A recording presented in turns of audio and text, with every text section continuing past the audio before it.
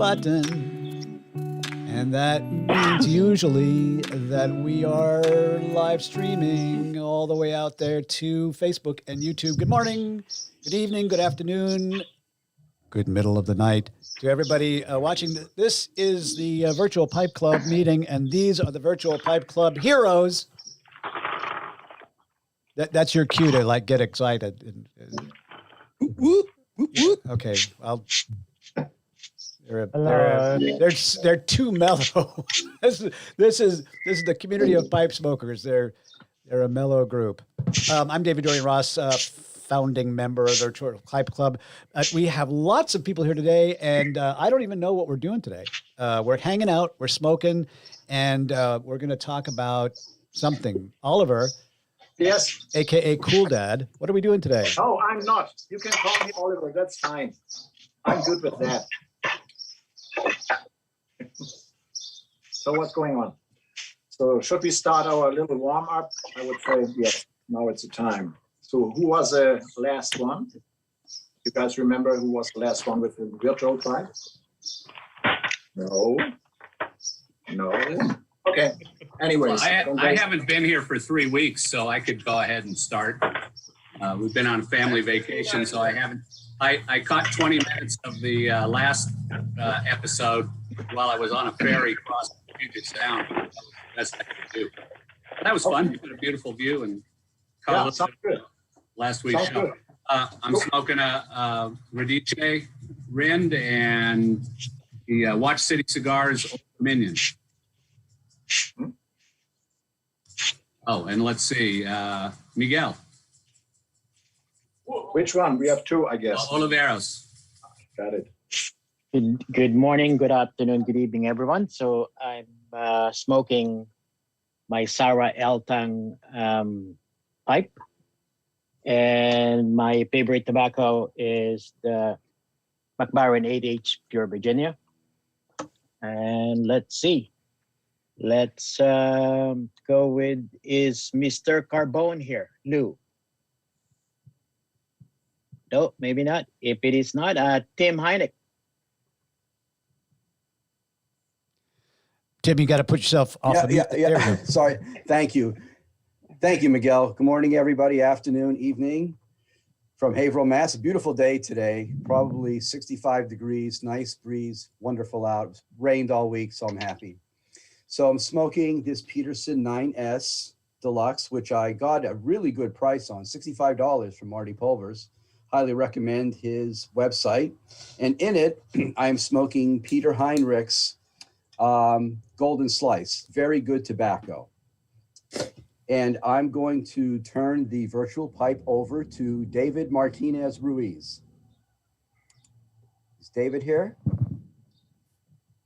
Not yet, I guess. Okay. In that case, I'm going to pass the virtual pipe to Mike Rizzo. Hey, Mike. Hello, everybody. How are you? Today, I'm smoking my newly acquired Castello bent billiard, which I was just happened to be strolling through the announcements page, and it's the same pipe that Oliver had posted about, your dream pipe if money wasn't an object. I was like, that looks exactly like the pipe I just got. Yeah, you need my shipping address, I guess. I'm sure we can work something out. And then I'm smoking HU Sunset, which is new to me, to straight Virginia. That's really, really good. Hey, Mike, before you run off, I tried to message you last week. We need to get together because I've got some stuff for you. So don't run off before we connect today. Okay, absolutely. And I guess I will pass it to, let's see here. Miguel, have you gone yet? Yes, I did. All right. Jürgen?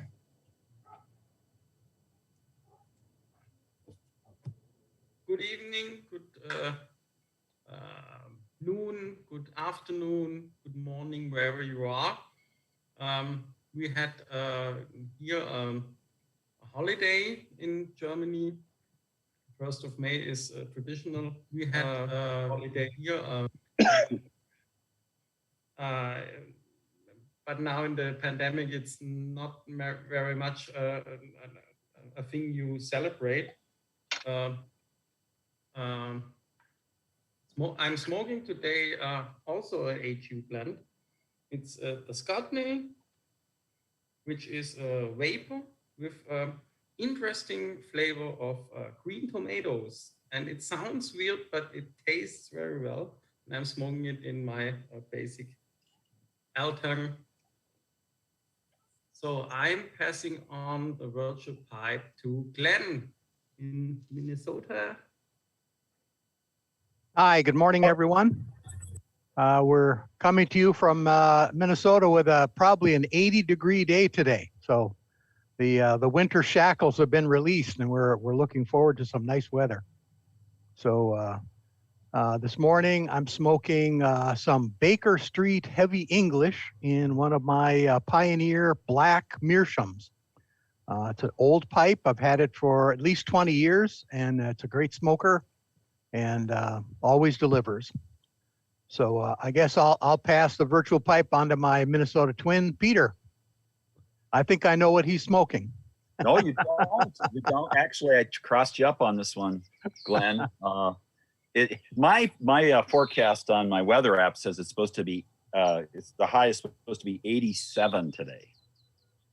So that's hot. Do you have your air conditioning on yet, or is your furnace still running from last night?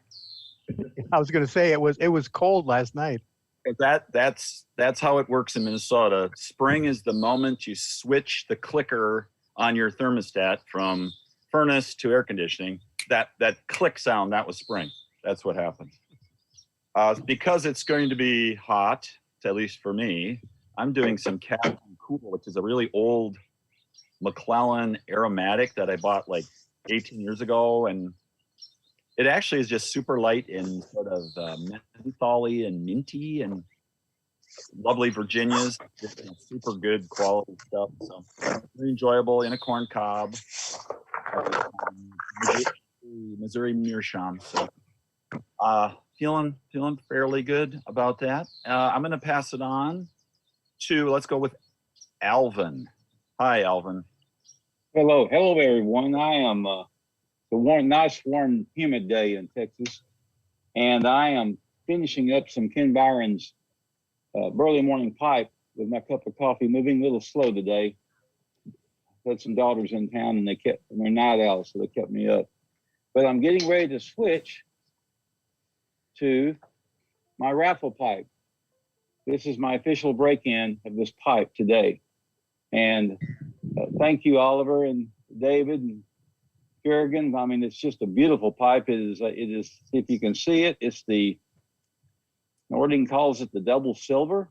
It's a flame grain, and it's got some beautiful silver artwork on the shank.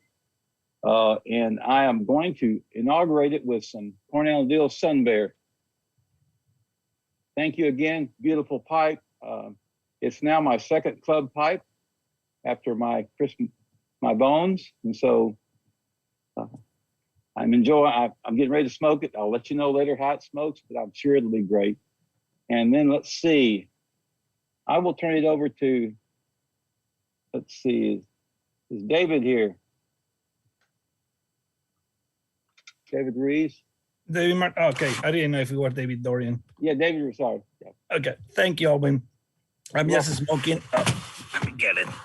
Some Scudo as usual, and this Barlin. It's more like a Liverpool Shell Group 3.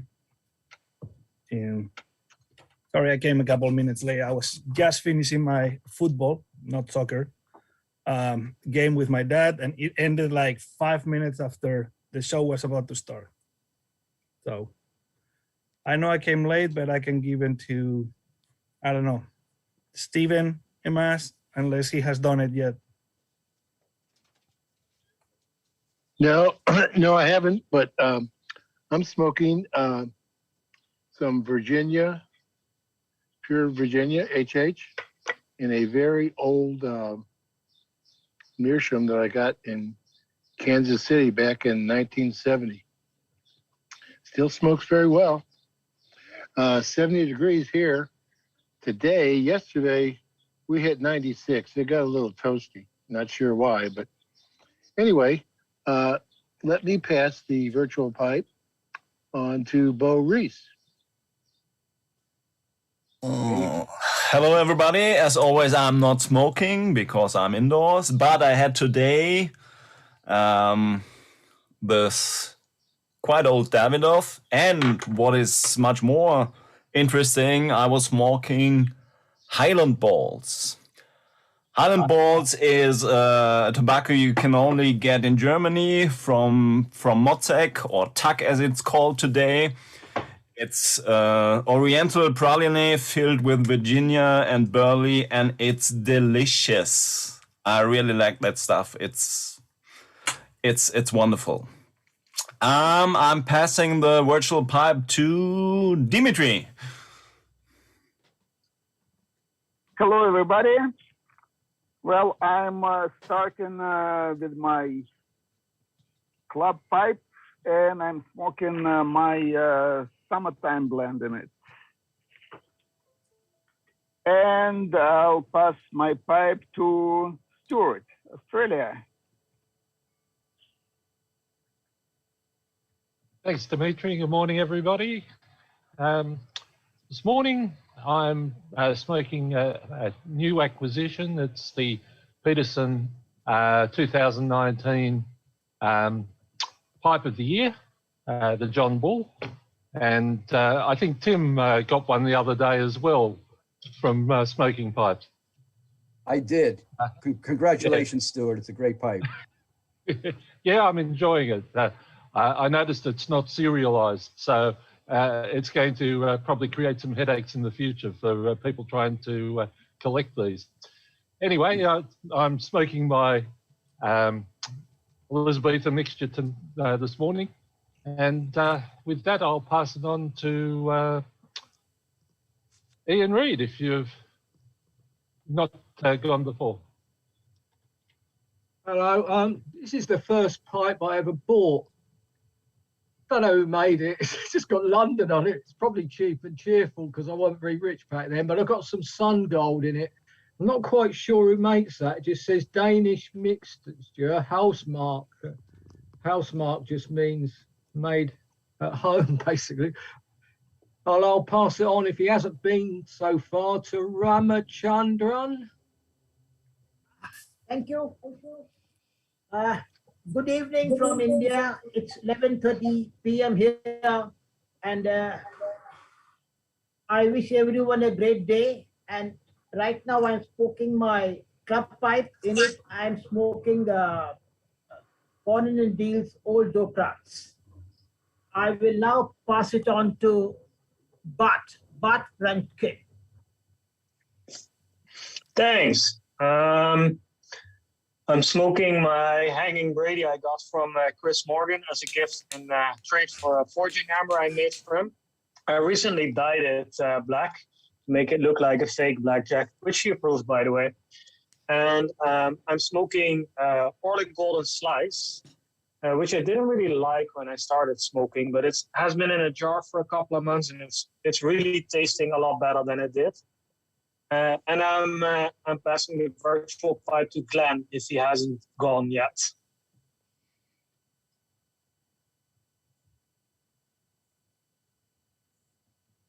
You are on mute, Glenn.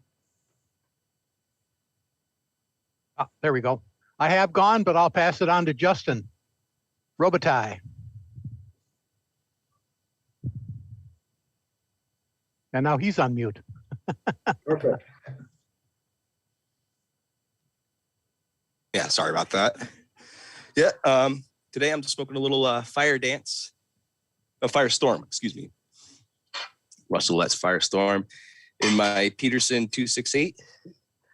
It's tobacco I didn't really like at first, but it's really starting to grow on me.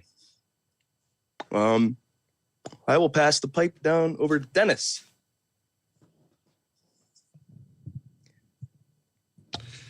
Hello, everyone. Not smoking anything today because I have a slight tickle in my throat and I prefer not to make it any worse. So I was going to smoke a nice Missouri Meerschaum, Cornell, and Deal compilation called The Country Gentleman, if I remember correctly. And I don't know if anybody's tried Missouri Meerschaum's Independence Day. I think they still have a few tins out there. For a light aromatic, it ain't bad. I think Russ Roulette created it for him, but it's only available in tins and only on occasion. But if you ever run into it, it ain't a bad light tobacco. Let's see, we're almost out now.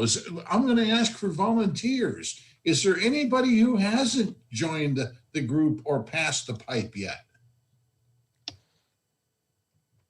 Bill McCullough. Yes, right here. Yeah. So Randall and then Bill. Randall, take it. Drum roll. I have my Raffle pipe here. It is a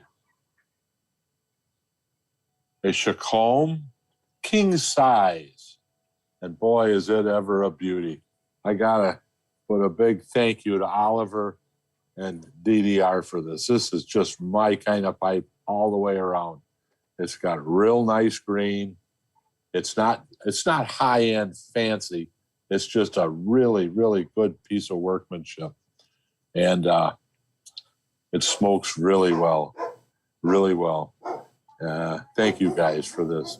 And today I am going to put in it, when I get to it, some Samuel Gawith Best Brown Flake.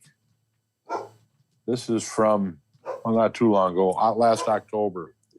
It's a good smoke. And in this pipe, it's a particularly good smoke. So thank you very much. Let's see, who's left? How about Pablo? Hi, everybody. I am preparing to smoke some Squadron Leader in my long Sir Jacopo. But before I do that, I just had to finish the remainder of this Epicurio cigar that I started yesterday and was rudely interrupted from finishing. So it's too good to pass up, and it's still good. It hurts my eyes. Can you put it in a pipe, please? Actually, you know what? It fits the Sir Jacopo quite perfectly, so I might actually just stick it in. No, just kidding. Finish it off. No, I do sometimes do that, and it works pretty well. And actually, you get kind of a fuller taste of the cigar for some reason. I guess it's just concentrated somehow. But, and in New York City, it is currently about 60 degrees. It should get up to the mid to high 60s today. And tomorrow it'll be in the mid to high 80s. So that's nice.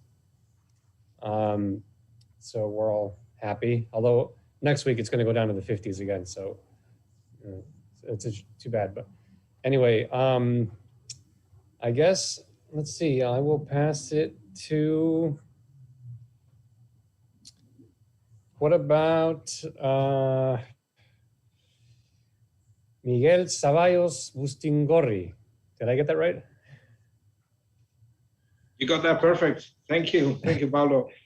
And hi, everyone from Madrid City. I've been following you guys since the beginning, but yeah, it's Saturday. I usually have a lot of stuff to do. So I think this is my first time that I have some time to connect. The reason for that is that I got my knee turned and I had to go through surgery. So I cannot get out home. So that's the reason I'm hanging out with you guys, but I follow you. Actually, it's good to see it afterwards. And I'm just smoking a pipe from a local.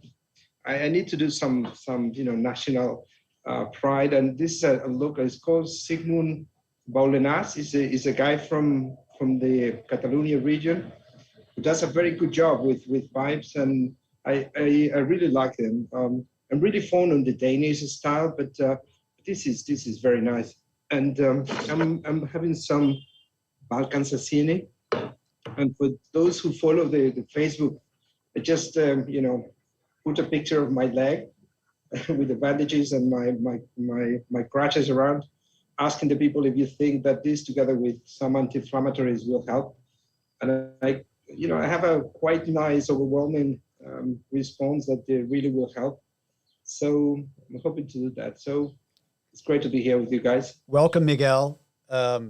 Apparently, the Virtual Pipe Club is becoming the home of the halt and the lame. So in case any of you who are watching find yourself in the recovery list, please join us. We're here for you. Yeah. But please don't get me wrong. It's not because, I don't have anything better to do. It's just a great opportunity so I can hang it with you, and my family is happy that I'm sitting with you. So I need to pass the virtual pipe now. I hand it over back to Oliver, who is doing a very good job, by the way. Anyways. Oh, thank you.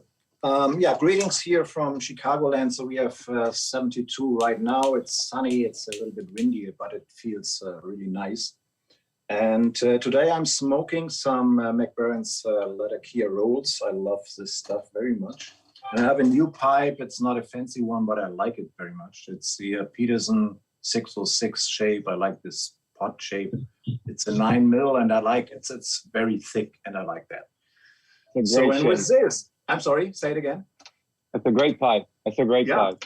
I have the brother of this thing. So yeah, one in smooth and one in very heavy rusticated, and I love it. I have two of the same pipe in there. That's how much I like it, just so I can alternate them. So with that, I would like to pass the virtual pipe to Jason Fulmer. Is it right?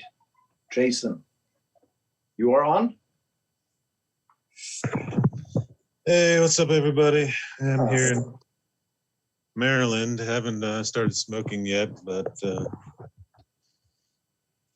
I was thinking about getting the Sir Jacopo Bulldog when I get a chance to get around to it. I just took the kids to the park and been doing some things around home, but hopefully I'll get to smoke soon. Thank you.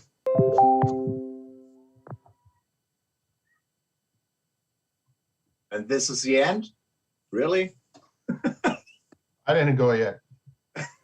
So we have some guys left, I guess. What about Bill? Yeah, Bill was waving her. So Bill McCullough, and then Lewis.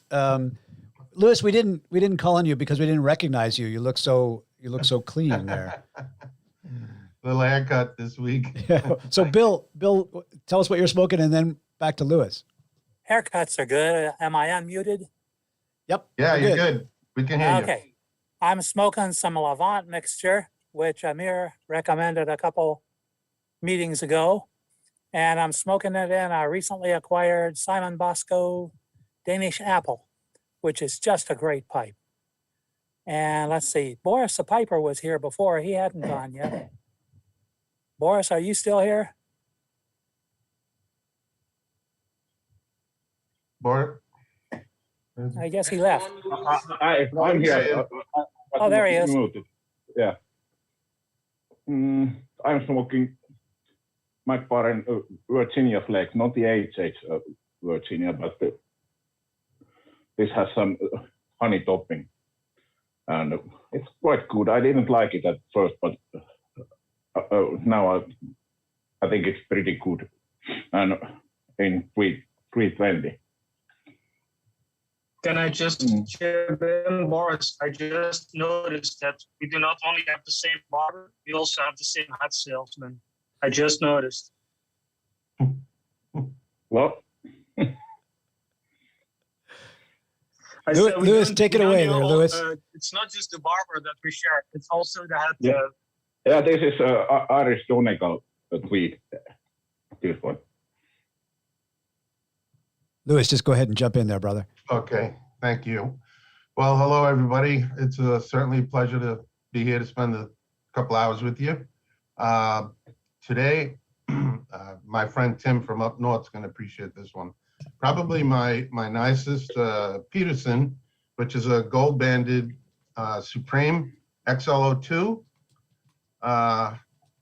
And in it, I am smoking another special blend. It is McClellan's St. James Woods from 1996. Delicious, delicious.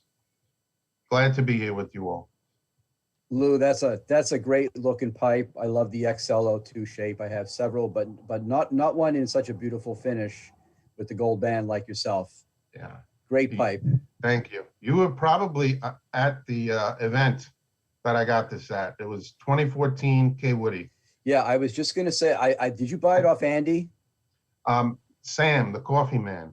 Okay, I do remember you buying a Peterson Supreme off of Andy Kamiri. No, actually, I showed it to him. Oh, okay. I showed it to Andy because I needed some expertise advice. He said, buy it. Okay. That was the best advice. I do remember you coming across that pipe at the show. Yes, yes. Very good choices, Lou. Very good choices. Thank you. Thank you, everyone. Good to see you all. Now, Louis, according to tradition, you have to pick or pass the pipe to the next person. Gotcha. You mean next week, or is there anyone else left here? Oh, we got tons of people. Okay. So let's see. Let's see who hasn't gone. Maybe I go to page 2. So Christopher Hallas has been waiting for a while. Who is that? Christopher Hallas. Christopher Hallis. Then I pass the pipe to you, my friend. Where are you? I'm right here. Greetings from Ohio. All right. Thanks for having me. Today I have a Savinelli 315 Tiger with some haunted shop, and it's a great smoke. I'm still breaking it in actually, but I was breaking them in with some Burleys. I have several that I'm trying to do that with, and I was a little reluctant with Burleys. I wasn't sure, but I've actually grown quite fond of them. They're actually a great smoke. Haunted Bookshops and Pegasus is another great one. So yep, weather's here is great, and thanks for having me. Now I have to pick someone, right? How about Lewis? I just went. Oh, that's you. That's me. Want to go again? Let's see. How about Amir? Hey, good morning. Sorry for the late coming. Today was very tiring. I woke up at like 11 p.m. That was like 3 hours ago. So I'm also smoking Levant mixture. Best mix I've had in years. And I'm smoking in my Big Ben. I think it's 1970s, near to the family era. I think the family era was around 1960s or 1950s. So this is an old pipe. It's a Prince. Yep, loving it. So I'm passing the virtual pipe to. Did Michael go yet? Michael Rizzo? I did, Amir. Thank you. You did? So who hasn't? You know what? Let's do for a second. This is because we have so many new people in the group today. Which, by the way, I just want to officially say welcome. It's really nice to see some new faces and to welcome some new people. If you are new, do me a favor and just give a little wave into your camera, and then Amir can see who's new, and let's find out what you're smoking and a little bit of that. Yeah, Rob Bowden. Go on. Thank you, Amir. Good afternoon, everybody from Detroit. It's 60 degrees, and I'm having my first pipe in almost a month. So I'm smoking a little McBaron's Latakia rolls, and got a Paul's Cayuga oil cured pipe I'm smoking in. Rob, how you feeling, brother? You know what? I'm blessed. I got the mildest COVID that we've ever got. Just the bronchitis got me good. So very thankful. We're really happy to see you back, and I don't know about, I can't speak for everybody else, but I'll send you a little prayer or two just to let you know. Thank you. Appreciate that. Always.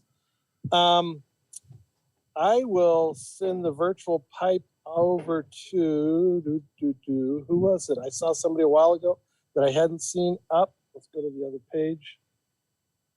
Why is it not coming up with everybody? Because I don't know what I'm doing. That's why. Tim Garrity, have you gone? I have not. You are now. sir. Greetings. Gracias, amigo.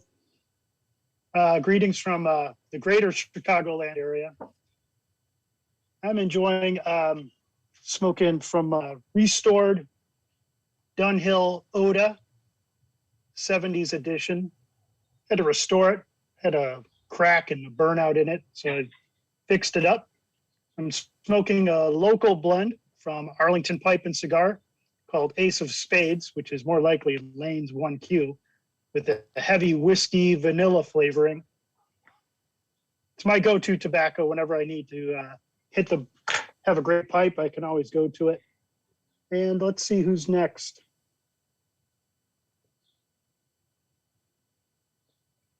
I have to scroll through all the different people now. Awesome.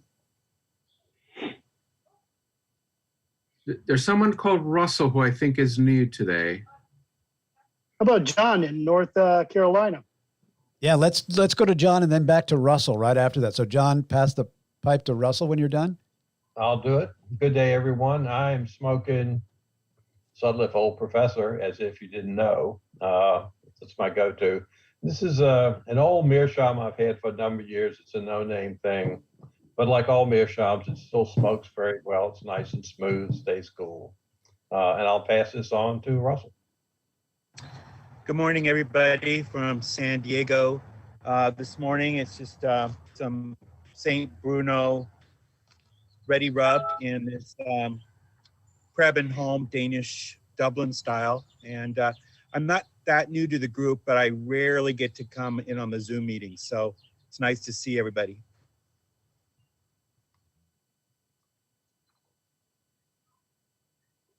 And then Russell, you've got to find, I'll tell you what, I'll go next. And then I'll pass the pipe around to a couple other people that I know are here. So I'm smoking my 7Ellie Bing's favorite, which is one of my favorites. So there you go.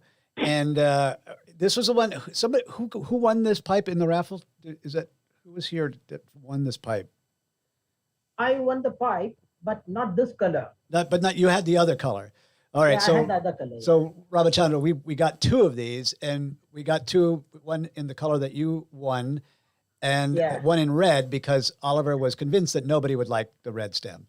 But I love the red stem. It's a great little smoker. Today I am trying out this Three Nuns Green, because I just read an article that it was supposedly very close to the original Three Nuns, and I happen to have a jar of the original or 1996 anyway, so I'm smoking them together. I don't know that I would say that they are the same, but this Three Nuns Green is surprisingly good. This is really, I can recommend it. So even though they're not maybe the same Three Nuns, it's well, they might not taste the same just because of the age. Like when it was aged since 1960s, it definitely changed a lot. Yeah, that's very true. I might get another tin and jar it up and let it sit for a bit. They do change. I saw Aiden here come in a little bit after. Aiden, are you still there, brother? There he is. Would you go next? Okay. Thank you. Thanks, DDR. Hi, everyone. Good evening. And tonight I'm smoking some McBaron 7 Seas Gold. Mind you, on Briar, it burns the hell out of your tongue for some reason. But tonight I'm trying my new Meerschaum pipe. I got gifted to me yesterday. So yeah, pretty much I'm enjoying it. The tongue bite hasn't manifested yet. Hopefully it doesn't. And it's my first Meerschaum, and I can see what the fuss is all about. So I'm taking my virtual pipe and passing it to, raise your hand, anyone who hasn't come up yet. Dang, I think I'm the last one. I think Ricardo and Ivan, have you come up yet? I'll go very quickly, and then we'll pass it over to Ricardo afterwards. I'm smoking the club pipe, which I find it's coloring in very interestingly, and a lovely sort of tannish kind of color. In London, very mild, without the rain that we were promised to have. So it's been very, very nice. Smoking my usual Nordic seaweed because it's what I have, and enjoying it very much. And very glad to be here with you today, as usual, having it along with a cup of tea. Ricardo, what say you? Yeah, good evening in Spain for everyone. I'm not smoking right now. I have still to load the pipe. I just finished one a few moments ago, and it's not so usual for me to smoke 2 bowls in a row, but I have brought a Spanish pipe, an Emilio Navarro pipe, which is the top of the line of Bruggen, which is a Spanish pipe maker who has been around since 1911. And I just wanted to share it with you because these pipes are not so popular abroad.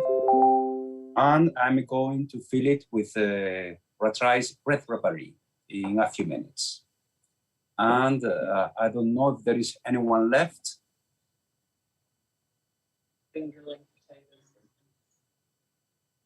Anyone who has not told us I'll jump about in there. pipe or tobacco? This is Bud from San Diego, and I'm smoking a club pipe also, and I'm smoking a cubed burley cut from LJ Pretty BPC blend, I believe it's called, which is a really nice, mild, excellent blend. So this is Bud from San Diego, BPC. So it must be in a lag. So anyway, I was wondering if I saw somebody I hadn't seen before, Fred E. Eisensee. Is he new to the Pipe Club? No, I've been on watching it. I don't usually catch it. I catch it on YouTube, so it's very good. I'm inside right now, not smoking, but had a bowl of Watch City Deluxe Crumb Cut, which I thought was very good. Enjoying it, and certainly glad I can get with you guys and Zoom this afternoon. Anybody else not gone yet?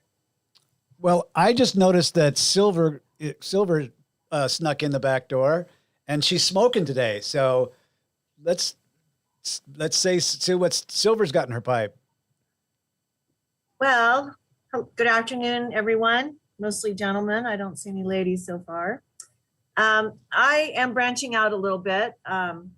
Brad turned me on to something called Dark Twist. And let me go grab a couple of coins. My favorites from McBaron.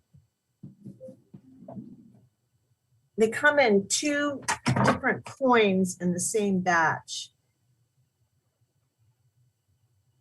And one has the dark fired Kentucky and one does not. It's mostly a Virginia.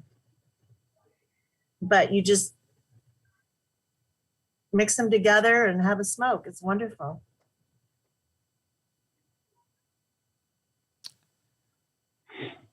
Am I frozen? No, we're just waiting with bated breath for your next words there. Wake up. See, this is what happens when you don't come regularly. You miss out on all. See, first of all, it's nice to see you again. I'm happy to see you. So Oliver, as you may know, who has been renamed Cool Dad. He's the Cool Dad. Has a new tradition.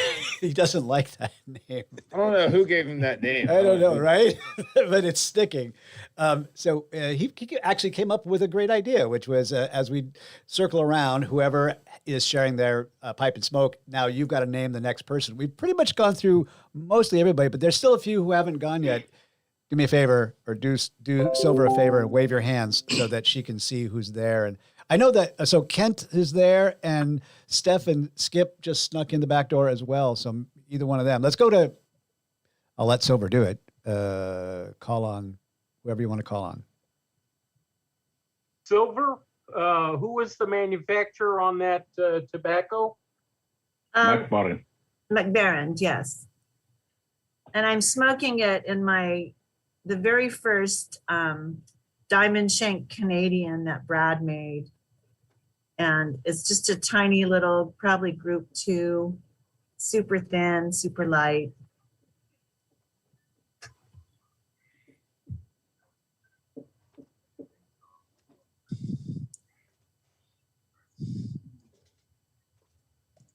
So, ladies and gentlemen, in the broadcasting industry, that's what's known as dead air.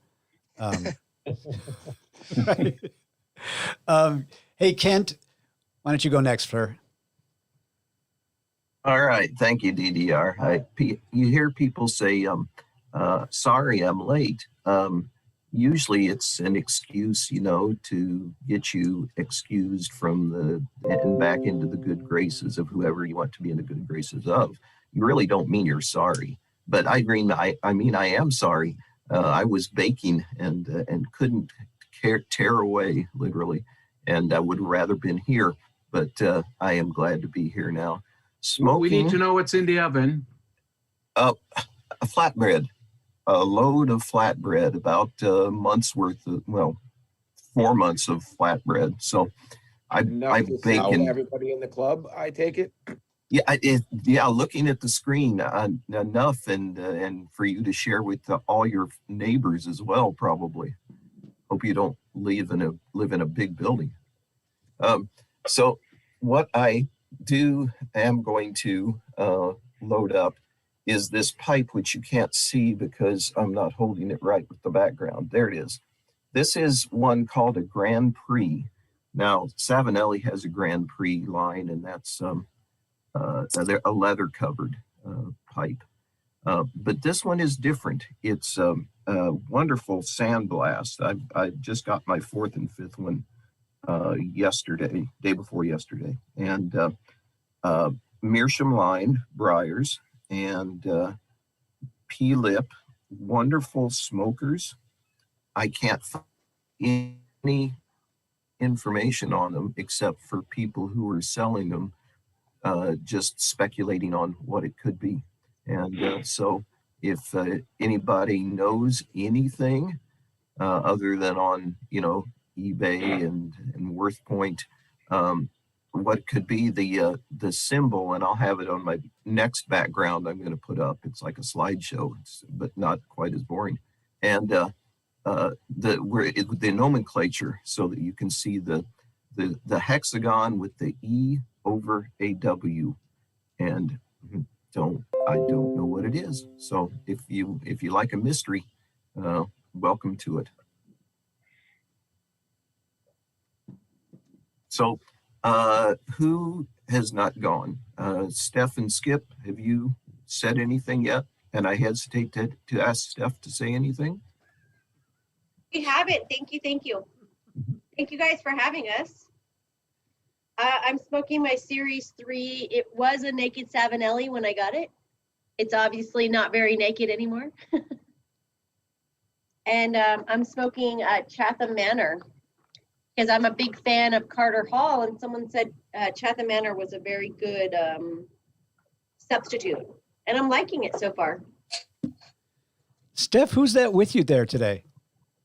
I think aliens abducted my husband and gave me this younger chap. He cleans up pretty well, I'm telling you. Wow. And he hasn't even shaved today.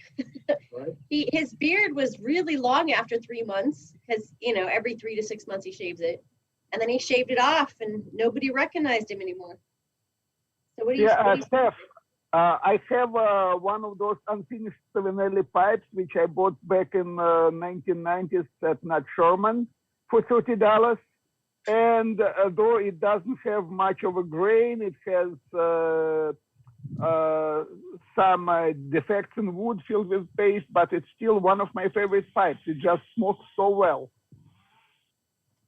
This one smokes amazing. Skip got one with a straight stem the same time, and his is colored up real well, and they smoke amazing. Yeah, I have a French. Yeah, mine is Ben Bulldog, which is my overall favorite shape, and it's still, I wouldn't trade that $30 pipe for $300 pipe. Well, today I'm smoking a little cob jobber here from Missouri Meerschaum. And I got it's an aromatic I got from Donald Hughes. And I don't remember what he called it, but it's a very Virginia forward, a little bit of topping. It's Pudding? bourbon. Oh, a bourbon. That's right. It's got a bourbon topping to it. Very nice.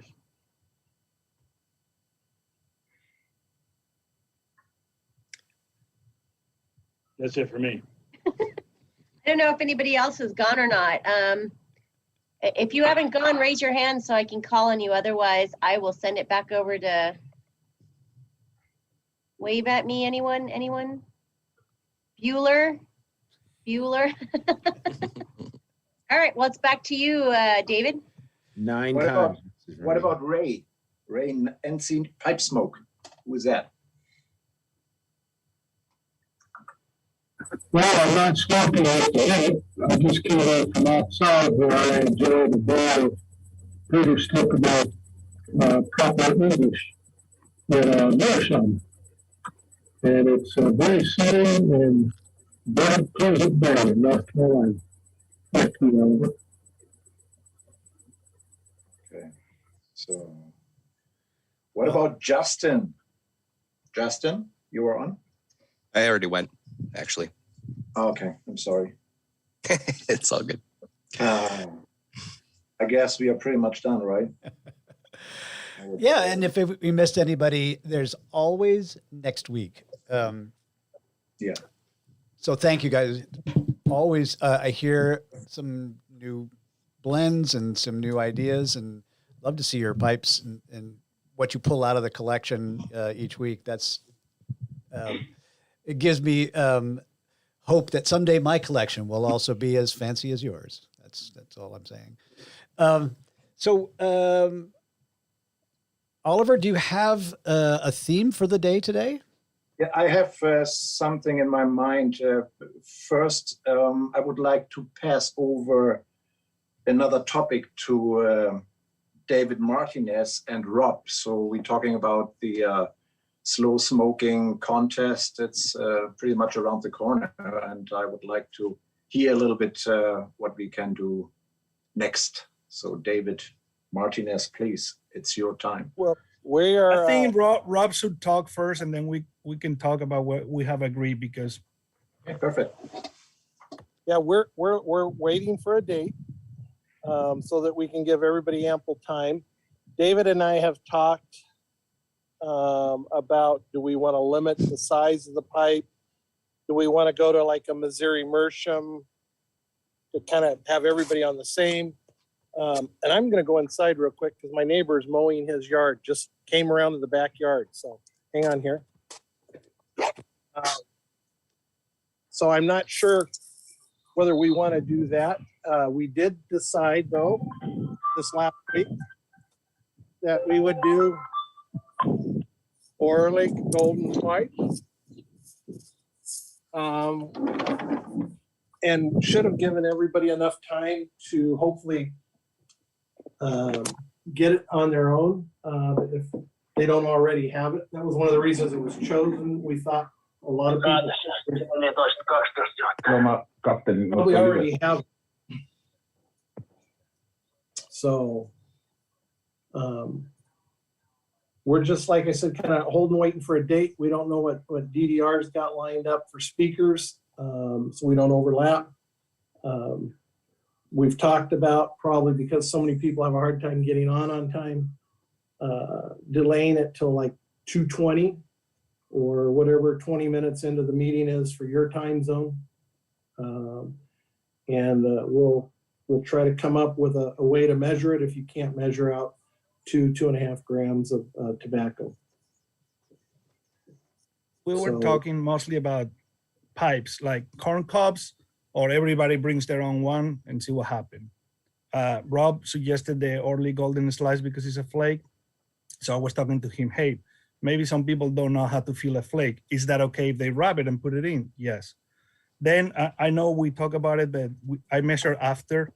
The flake itself is 50 grams. So if you divide it by 14, which is the the flakes that it comes on the tin, it's about what you say, 2.5 grams. So I think that's good. If somebody doesn't have the golden slice, now is the time to buy it. Or a couple other options, flakes such as capstan, even though it's not a vapor, but or luxury navy flake, something alike that everybody can get. And of course, we're open to suggestions, one kind of a pipe versus the other, this blend versus the other, and perhaps people saying ahead, hey, I'm in. So we can have a list of, are we gonna be 22 or are we gonna be 300 between Zoom, Facebook, YouTube? I offer Oliver and Rob, I don't have to participate, but maybe I can control the first page of the, when we're over 50s, page 1, page 2, page 3. So I can monitor these 25 people. Somebody else can monitor the second page. Somebody else can monitor the third one. And if we have the list of who is participating, we put all the names on a piece of paper. As soon as somebody says, I'm out, I can write down the time right there. Rob was suggesting, okay, we're gonna have 2 matches. You guys have 5 minutes to fill it. We're gonna say a minute or 2 before, hey, now it's time to light. Hey, time is out, let's start, boom. But we're open for many, many suggestions. Yeah. I have a suggestion right off the bat. Let's make it okay to not have this be perfect. That's right. It can't be. We've got too many different platforms. We've got the YouTube platform, we've got the Facebook platform, and we would love to see people that use those platforms on a regular basis take ownership on those platforms for the slow smoke, because I'm positive there's a time delay when they start. So when we say start for Zoom, we're starting on Zoom, but it might be 2 seconds, might be 5 seconds later on YouTube, might be 3 seconds later on FaceTime or Facebook. So if we could get a couple of guys to kind of monitor on those also, that would be great. Because I'd like for everybody to participate, not just those on Zoom. Yeah, well, say that the price- challenge. There is another challenge we're facing. We smoke all in different conditions, some indoors, some outside. Like if I'm sitting outside, I strike my match and there is sudden gust of wind and match goes out immediately. So we should do something about that. No, and that's fine. We can say you have 1 minute to light your pipe. And you can use a lighter, you can use, I don't care, a branch. This is not for all the gold in the world, gentlemen. And ladies, this is for fun. This is for something for us to do on a Saturday afternoon. And I don't want to see any of this, where and nobody's talking. Yeah, that's half the fun. I want people to. We say, do we also have say no wives behind trading pipes, refilling the pipe and giving to you another one so you can be longer. And we talk about no prices. I was going to say we should have a prize. We should definitely have a prize. We thought, Rob and me, that the prize, it's going to be an hour of Tai Chi with you plus one-on-one. Just kidding. No, we're not. Second prize, 2 hours of Tai Chi with you. Well, I thought that was what you got as a nice consolation prize. We have this. No, guys, it's an honor system. So we can have a prize, we can not have a prize, but the bottom line is that we're all ladies and gentlemen, and we just have fun with it. You must use that term very loosely, Ralph. Well, we got Silver here, and Mike, you are the ultimate gentleman, Or you go by Mike or Michael? I go by Mike. Okay, I've heard you referred to as Mike, but it says Michael. I always call you. I changed it actually today because it was always Michael, and the only people that called me Michael were my parents and my teachers when I was in trouble. So I prefer to stay away from Michael. It usually means bad things are happening. Yeah, I know the feeling, Robert. So DDR, if you can get back to us and let us know a date so Absolutely. we can get this I was thinking about that. I'll talk to you about some dates. Let me just throw in there, and this is open to comment by everybody in the group here today, and also the people who are watching over there on Facebook and YouTube. You can throw in your 2 cents worth. The reason why I immediately went to, we should have a prize. It goes back to like the original intention of the Virtual Pipe Club. It's like there's an atmosphere of like upbeat, fun, happiness, gaiety, whatever you want to call it. And we have the resources many of you have been super, super generous with what Oliver put out a call for, was to have some funds for us to do certain special events. As you know, I am excited about, investing in the happiness of the club. So we have the resources. I'm just saying, why not? That's all I'm saying. Well, I just know how competitive you are, DDR, and there you probably have multiple pipes that are the same pipe, and you probably will load them all and have them sitting there so that as you reach down to grab one, you're just grabbing number 2 or number 3. I just can't put anything over on you guys, can I? Yeah. Here's a quick idea. If you go with the weight of the tobacco, let the person choose the pipe, because there's a little strategy there. If you go with a very wide bowl, same amount of tobacco, I don't know. If you go with a deeper bowl, there's a little strategy there as well. Well, we talked about that, and some your high end, I'm going to call them competitions. Everybody smokes the same pipe, and so do we do that? Do we not? Our club that I belong to, whatever pipe you bring, that's the pipe you smoke. And so my I'm sorry to interrupt, but my idea is so we are agreed with the Orlik Golden Slice, because everybody have pretty much this stuff or have time enough to buy a tin, and we should the same way with the pipe.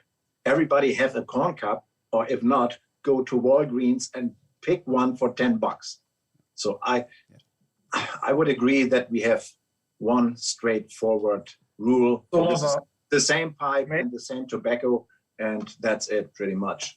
We don't want to all of the German competitors will follow that rule, and That is not a problem. We can get corn cobs here. That is not a big deal. Why don't we put it out as a voting thing on Facebook, if somebody could do that, because I've never done that. Yeah, I can do it. Whether we do a corn cob pipe or now, there's various corn cob pipes too, gentlemen and ladies. Not a MacArthur. Yeah. Or another thing I was suggesting to Rob, either it's everybody corn cob, so maybe when we put the names who wants to participate ahead of time, making a list and say, I got a cob, I got what's the other thing? Orly Golden Slice. And then based on that, see how many people has it or not, if we should divide it by groups of people who doesn't have it. Because I was telling Rob, like normally in Europe, everybody has the same pipe. When I've been here, everybody brought different pipes, and I've seen people with just a billiard or a Liverpool, and people with a free hand, which is better for aromatics, for example. As we are open to suggestions. Yeah, like we always say, this is for the club. It's not for us. We're not, I don't plan on participating in it.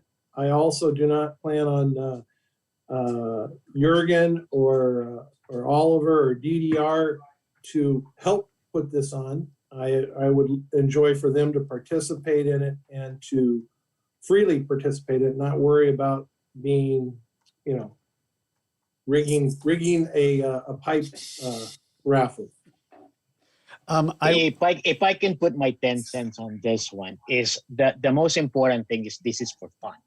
That's all that matters. This is not something like you have to be too serious that this is some sort of a competition. I understand it really depends on the condition where you are, but at the end of the day, This is like a fellowship for all the members in any platforms. And it's basically like like what David and Rob said. It's an honor system. This is not something that, it's for fun. And let's just have fun doing this. And that's all I'm going to say on that one. I love it. That's the spirit. Exactly. That's so. The only thing I'm glad that Rob said he wasn't participating, because I was going to say we should disqualify anybody from Paul's Pipe Shop, since they get, they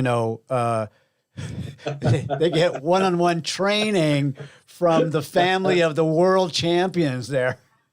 But you don't have to worry about that from me. Let me tell you. Here's an idea.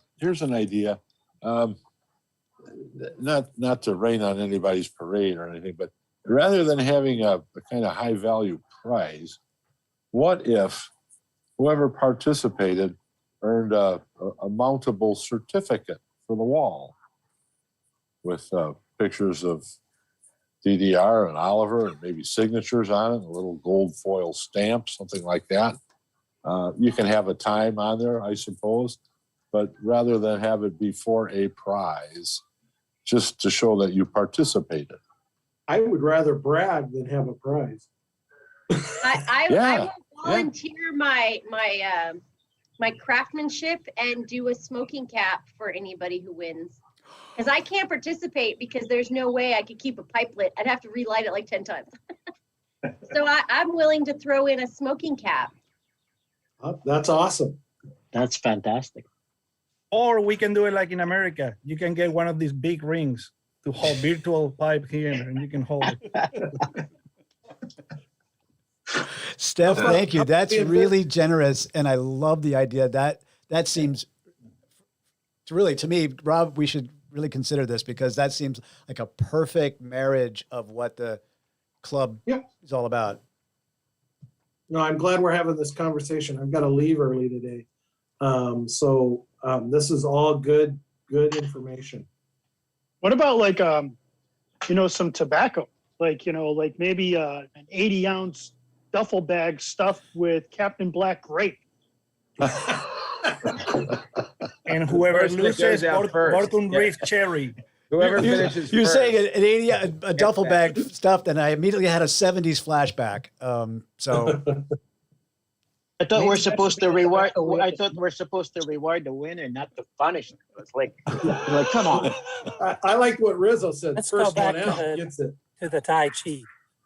I remember. Yeah, I remember Miguel, at Woody, a guy who finished first got special prize. Huge bag filled with matches. Yeah, we could do for first prize out, DDR, we could do that thing, the Dobbins droppings that I sent to you. That picture from Paul's. Well, I'm sure Dimitri has a lot of stems available, so we could give him a bag full of all the stems he had to devein. So, ladies and gentlemen, this is the smoking caps. I've made several.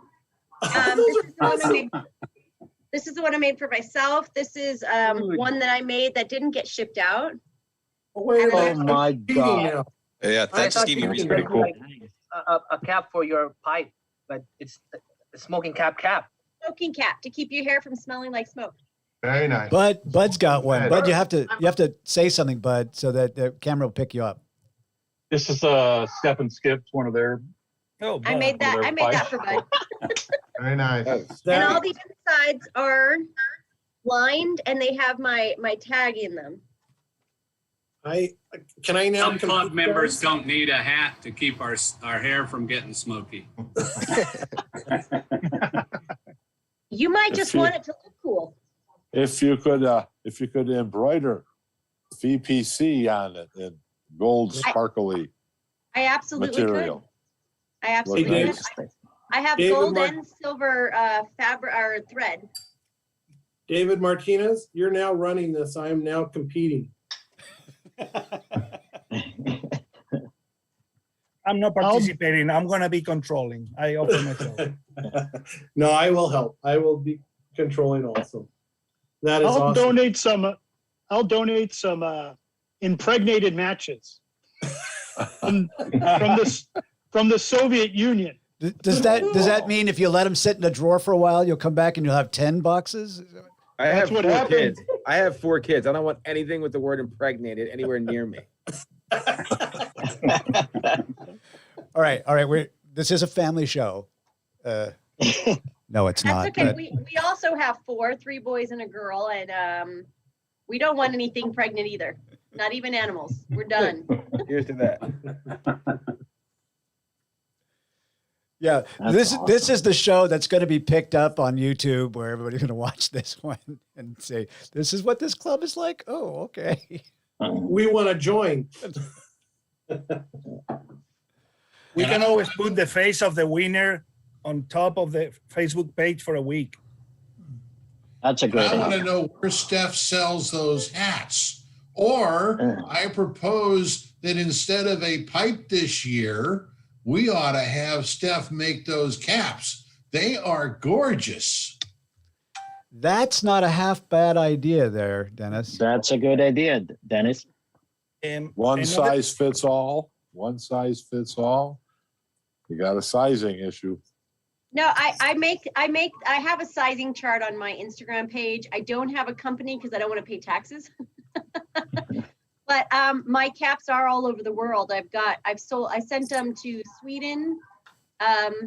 There's some in England, all over the US and in Canada so far. But I do size them, typical hat sizes, or people can send me their hat size. But I am going back to work this fall. So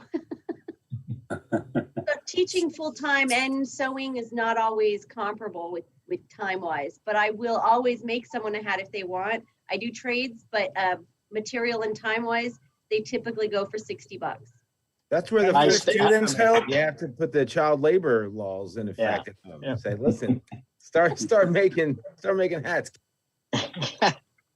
If I get to a home ec teaching position, well then heck yeah. If you could have a pocket that would hold 6 or 8 My pipe cleaners, that would be pretty nice. So you can give your you can give kids them working? credit for those students who help you to make those hats. And out of topic, and we can go back in a second. In my pipe club here, we made t-shirts for our club. Of course, it was maybe 25 t-shirts. They were about $10-12, maybe with the anagram of the virtual pipe. That's for the future, of course, another suggestion. I just on that note, David, we're absolutely going to have club shirts. When we start going to shows again, I would love to have everybody have a club shirt and whatnot. So they're in the works. I'm taking a look at all the different shirt blanks from the different companies that are available, and then we'll get our logo on those shirts and whatnot. Maybe we can also get pins as well, little pins. Amir posted a picture of like all the different pipe club shirts that like he has or that like they've made. There's like 30 of them. It's amazing. Some really good ideas. I would ask that they're not just men's t-shirts, if there's could be like some women's tanks or something, because Here we go with apparel. yeah, well, girls just don't wear guys' tees. No, but see, the good thing about 100 years ago, I did apparel also. I took martial arts T-shirts to all the different tournaments all over the country and whatnot. So I'm very familiar with apparel and sizing and inventory and all that kind of stuff. We live in this wonderful new age where we can print on demand. That means once we have the design at one of these companies, you can order any kind of shirt that you want. If you want a woman's tank, if you want a hoodie, whatever. So that gives us lots of variety in there. I personally am going to look and see who's wearing a plain white T-shirt with our logo on it, and we're going to put you in the lame club. Just saying. So you can do better than that. I heard the Germans are looking for Speedos. I do not want to see our logo on a Speedo. Hey, not just the Germans, all submariners also like Speedos. I say nothing to that. That's a different pipe club. Yeah. And you can ask Ricardo because that's what we normally see in Spain on the coast all the time. The typical Germans with the Speedo, white socks and sandals all the time. And a falcon. Oliver Jurgen? No, not all German. Well, maybe that could be true. And this is exactly why David doesn't let us in the chat every weekend, because this is where the conversation goes. Sorry, guys. Let's take a turn for the worse pretty quickly. Although I will say, if I had the body to rock a Speedo, there wouldn't be any shame in my game either. The first time I was ever on a cruise ship, the purser or whatever was doing an introduction to the whole boat, and he said, "I haven't seen him yet, but somewhere on this boat there is a 300-pound man in a Speedo," and that's like enough to send you into therapy for a long time. Boom. Jurgen, where's that drum roll? The dum.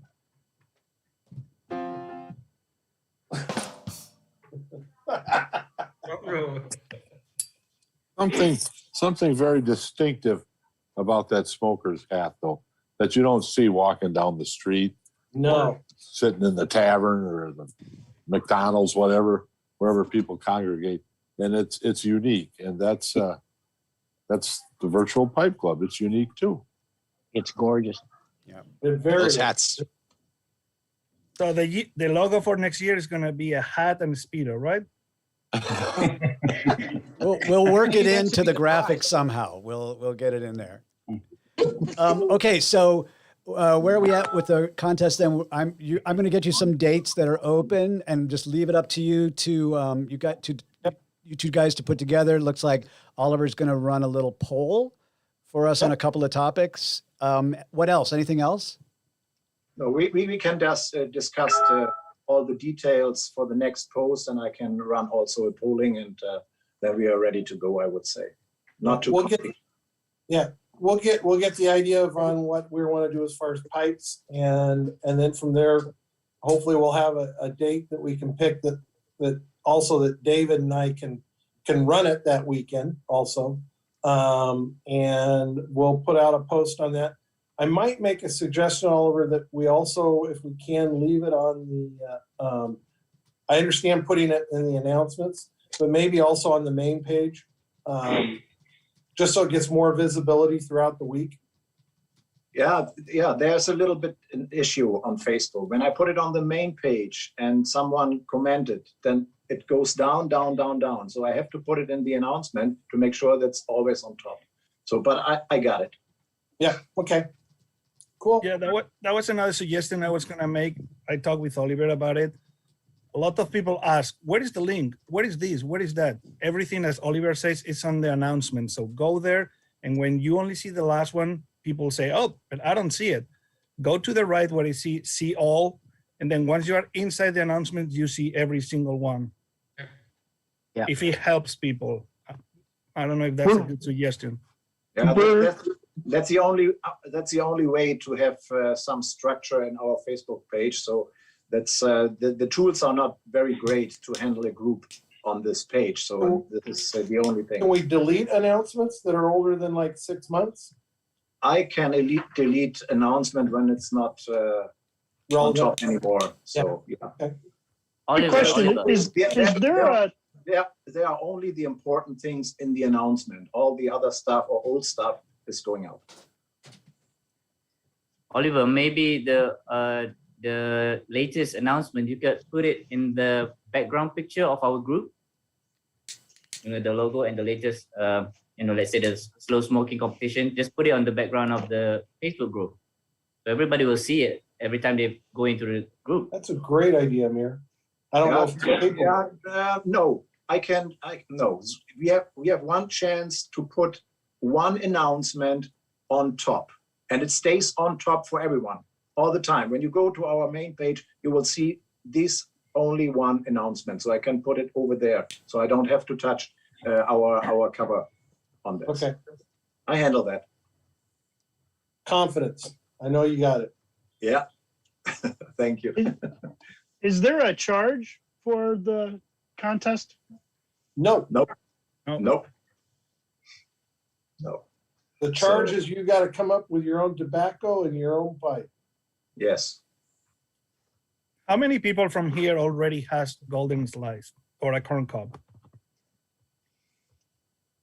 Lots of I have a cobs, corn but I'm cob. out of golden sliced. I'm just out of it. Well, that was one of the reasons we chose it is it's readily available usually. Correct. It's a I good have a one too. I have a question though. What size corn cob? Because we have probably like Yeah. I can get 7 or 8 country gentlemen, but we only have like one of the regular corn cob size. So maybe the country gentleman is maybe the most popular pipe from Mystery Meerschaum, I would say. Everybody has one. I was Otherwise, suggesting the usual one. Either this one kind of group 3, or if somebody has the same one but half bent, doesn't really matter. It looks like a Diplomat Fifth Avenue. Yeah, Straight not, something not, like not, this? not the general. No. No, that's too big. What about this?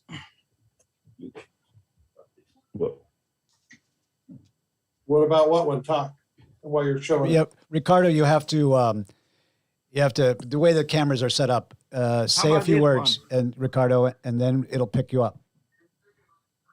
I don't know why. Sure. I thought my camera was. Well, this is the only corn cob I have, but I I guess say you it's can get- beautiful. That will work. But it's standard size. That is a good suggestion. We can Yeah. get How it about- in, how about- Europe, no problem. How about if you had a corn cob as long as it was not over 2 inches tall? All right. Yeah. I guys, I think we're overthinking this. I Yeah, just you're right. think, Yeah. I think, if we say we're gonna have a Missouri Meerschaum, have a Missouri Meerschaum. If you've got the, what do they call it, the little devil, good luck to you. You're not gonna get all your tobacco in it, I don't think. Is this one working? No. But what's the size really going to matter if you're using the same amount of tobacco? Exactly. Agree.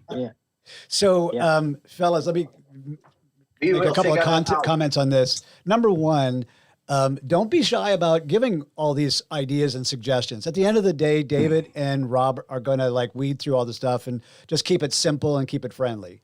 It's our first time around, and what the hell?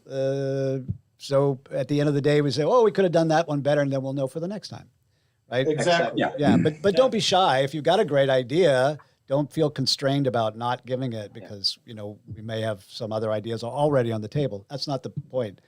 The other thing, I just wanted to make a comment about the way that Zoom works. If your microphone is on, and I have us on speaker view, which is when you guys pop up, then what triggers that is when you talk. And so, Ricardo, what I was saying is you just start talking, and in a second, the Zoom will pick you up. Your camera is working fine. It's just the Zoom picking you up for the speaker view. And so that's how it works. Back to you, Rob. Oh, you taught me something there. I forgot what I was going to say. I guess I'm getting older. It's the COVID. You're getting older as we have this conversation. That's a good thing. Yeah. Like I said, Oliver had another topic that he was going to do. Maybe we could put the pipe competition to bed for this week. What do you think? Oh, I know what it was. Yeah. I don't envision this as being just once a year. Maybe we do one in the spring and we do one in the fall. And we can also try first time with a cup, perhaps, and the next time with a briar pipe and see what happens. Exactly. Let's see how Okay. the first one works, and then we're going from there. I would say that's the best way to do it. So that brings me to another topic. We have 3 winners for our first photo competition. It was fun. I hope for you guys it was fun too. But I was a little bit disappointed. We had only 57 votes, and we have 3,450 members. So someone have to explain how has that happened. Anyways. So maybe we have the same issue with the smoke smoking contest. I don't know. But so we have 3 winners, and the first and the second one got their gift certificate sponsored by our club to make sure that our donation money goes the right direction. And the third one is sponsored by tobaccopipes.com. And right now I'm waiting for the $25 gift certificate, and the third prize goes out immediately. So it was fun, and hopefully you guys liked it too. And maybe we can do it again in the future. That's No one pictures point. of Speedos. Yeah, this is. So the next point is, I'm sorry. We just wanted to say goodbye. Skip got his second COVID shot yesterday, and we've got teenagers, which is why we don't participate all the time. We still have 2 teenagers in the house.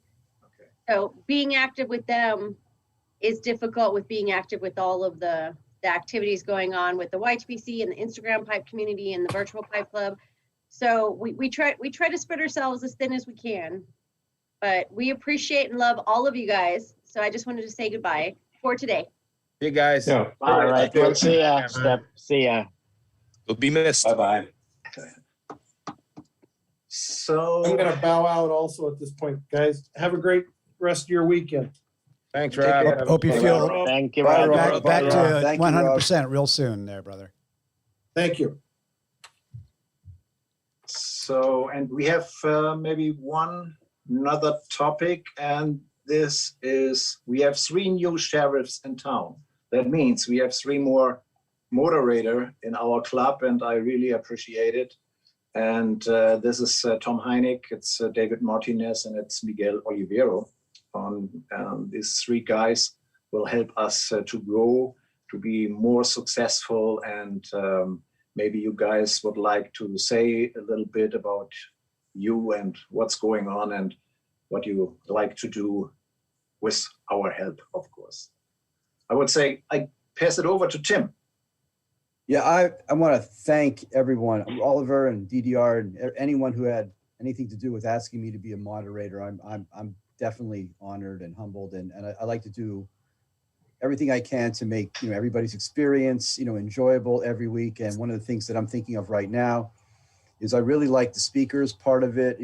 That's one thing I like. I like everything about the club, but I really do like that. And I'm already thinking about a couple people and places that I'm going to contact to see if I can bring on some more speakers as we move along. But I really thank you so much. I'm looking forward to working with all the rest of the moderators to make the club as good as it can be.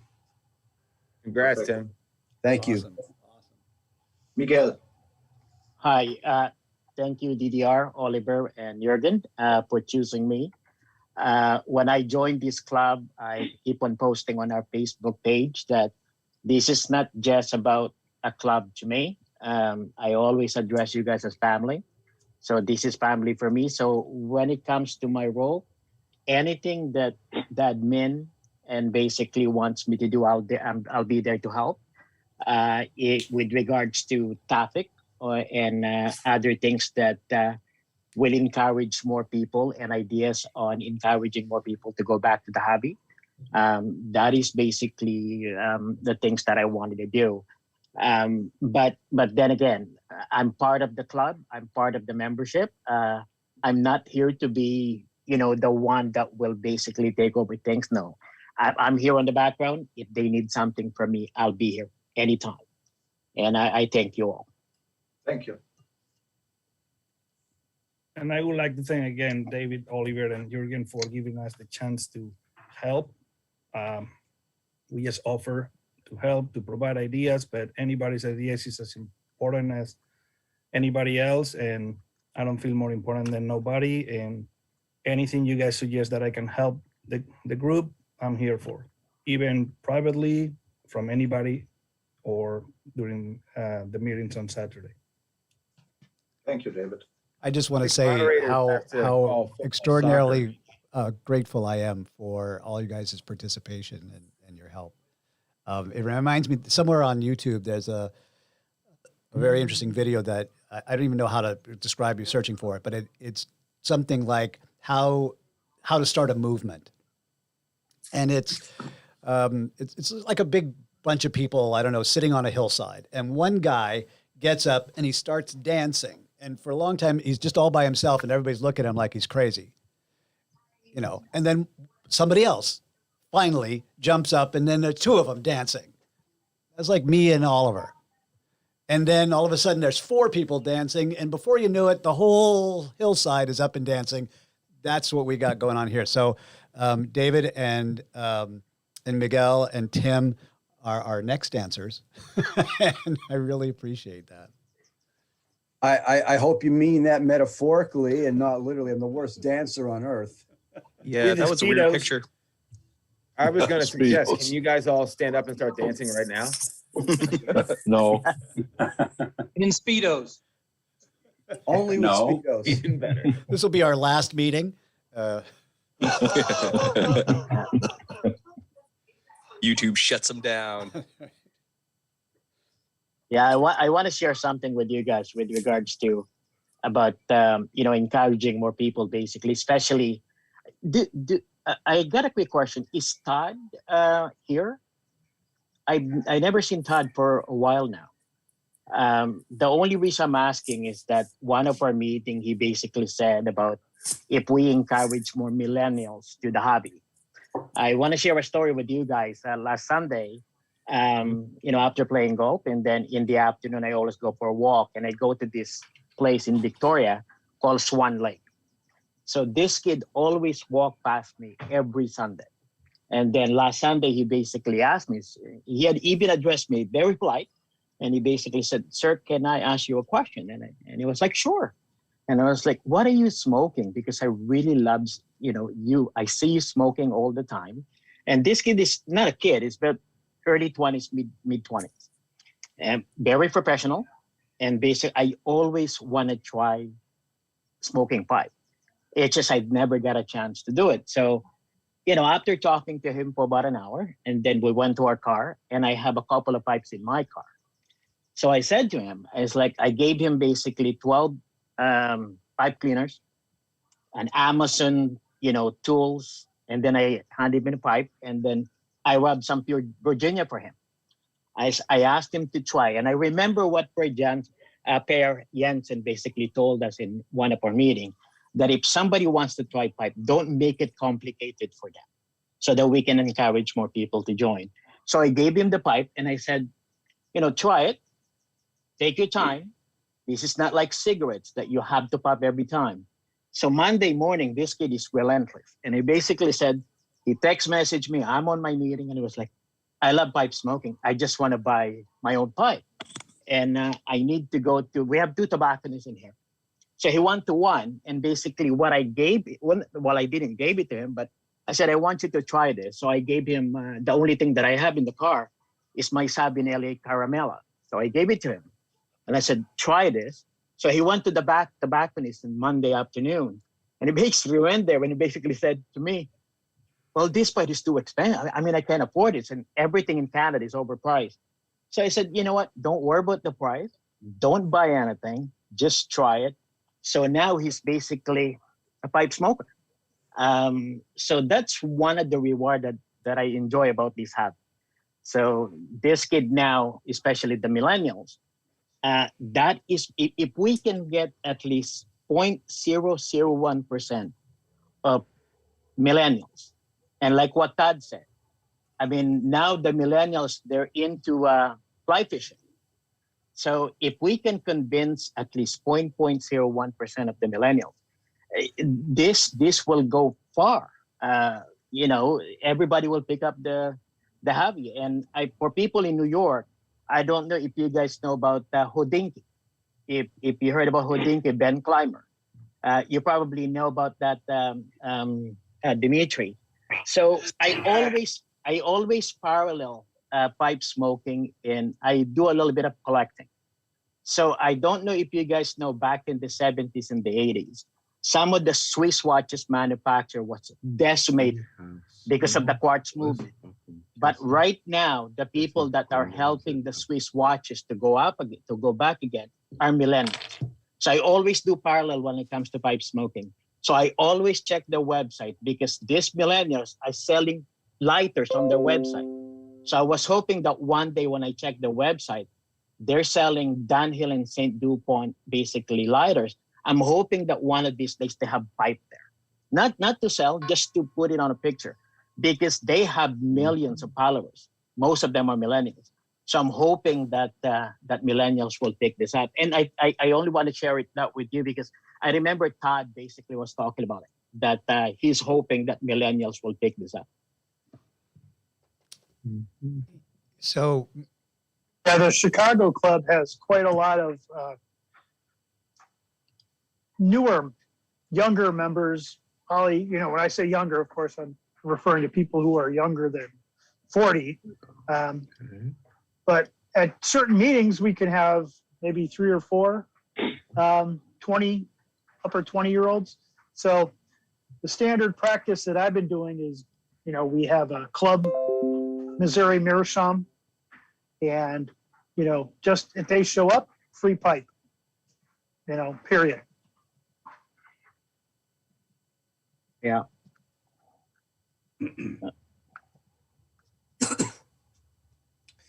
You know, Miguel, I think that what your story about trying to help out that person was really great because, you know, I think you kind of pointed him in a good direction. And, you know, a lot of times people might want to start this and, you know, go about it in a way that maybe isn't so successful, you know, buy a not so great pipe and a not so great tobacco and burn their tongue. And then, you know, it's a terrible experience. But I think that's one of the things here is like, you know, we can serve as, you know, like mentors to those who are trying to get into the hobby. And I think anybody coming to any one of these meetings, you know, can learn. I mean, tons. I mean, I've learned tons. I mean, you just learn so much from coming to the meeting and, you know, getting off on the right direction. So that was a really good story. My buddy George, what he does is he buys a bag of seconds from Missouri Meerschaum. He gets pipe cleaners, a check tool, and some like lane 1Q, and he puts it in a little bag and like little pipe kits. He keeps them in his car, obviously pre-COVID. And when he's out, you know, he'll be smoking a pipe at a bar or outside. Anytime somebody comes up and expresses interest, he gives them the little pipe kit and, you know, starts them off. And then here, that's yours to take. And he's turned a bunch of people on doing it that way, which is pretty cool. Yeah, he's in Seattle right now, texting me basically with his wife, and he's at the tobacconist. So basically, he wants to return my Sabinel, and he was like, I can't take this because I know what the cost is. Like, I don't want you to worry about the cost. Now he's in Seattle texting me right now, and he's at the tobacconist and relentless text messages because he's asking me, well, there's something on the basket. There's some Sabinelli, but there is no logo in it. And I said, just take that. I don't want you to spend too much money because the worst thing that can happen to you is you invested basically with a lot of money on the pipe and then you quit. I want you to enjoy it. It doesn't really matter how much the pipe is.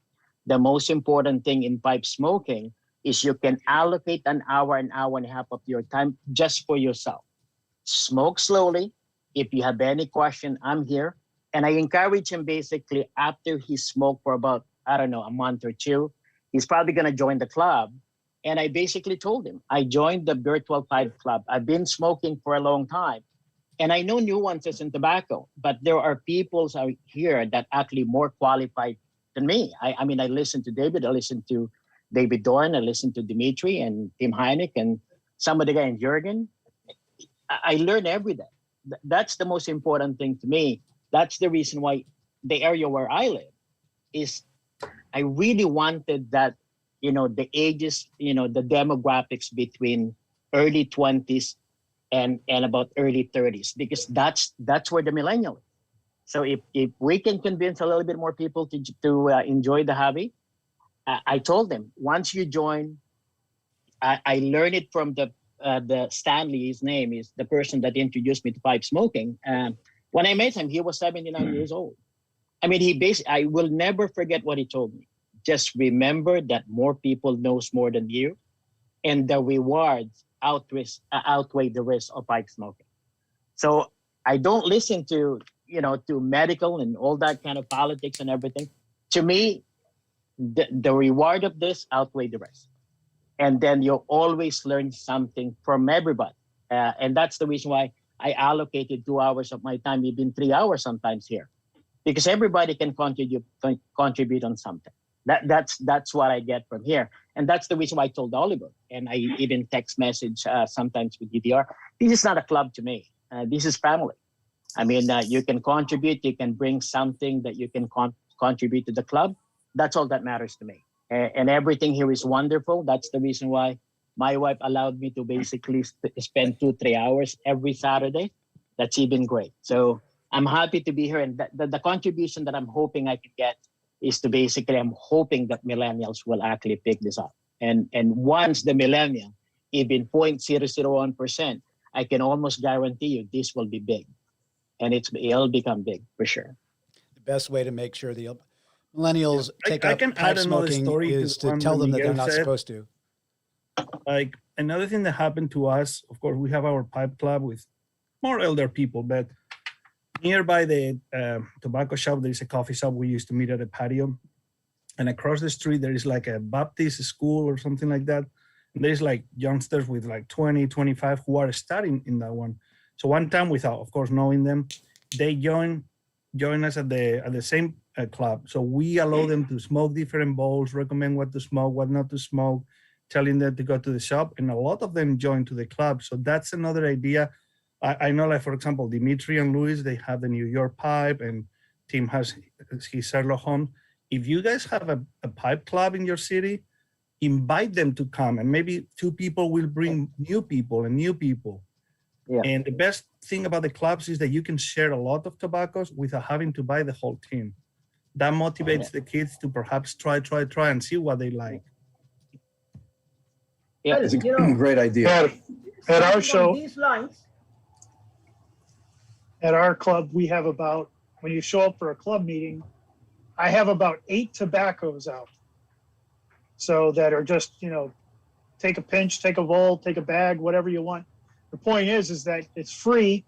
You can sample many different varieties, from vapors, aromatics, Latakia blends, Orientals. Point is that you don't have to put in a lot of money, and you get to try it out. And I try to, some of the local shops have beginner packs that we started. So we're lucky in Chicago to have 2 incredible pipe shops. So the idea is just to make it as user friendly and minimal risk, Well, as an Indian, I have another dimension to this, encouraging the youngsters to come into this hobby, the taboo on smoking.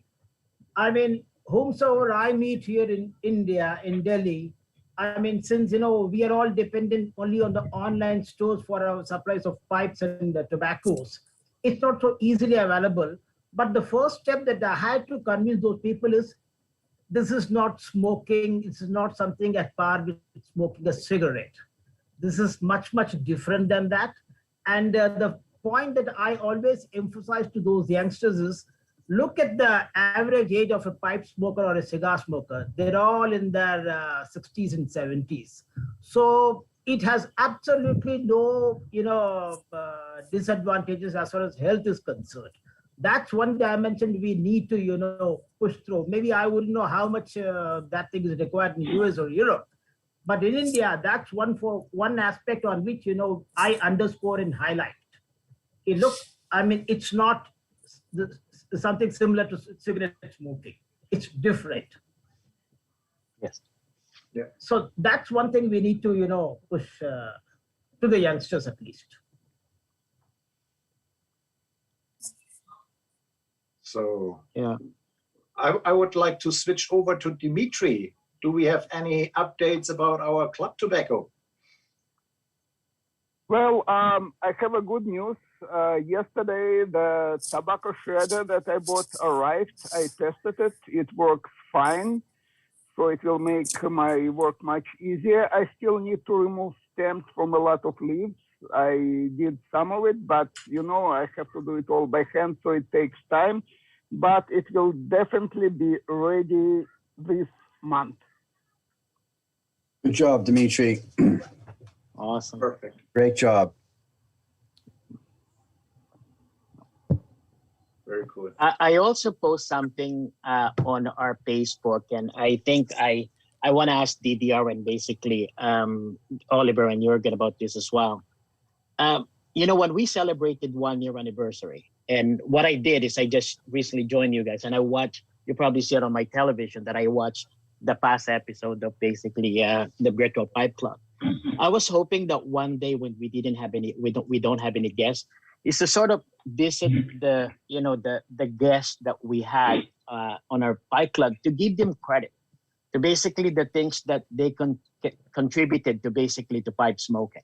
Just like Steve Willett from Paul Pipe Smoke Shop.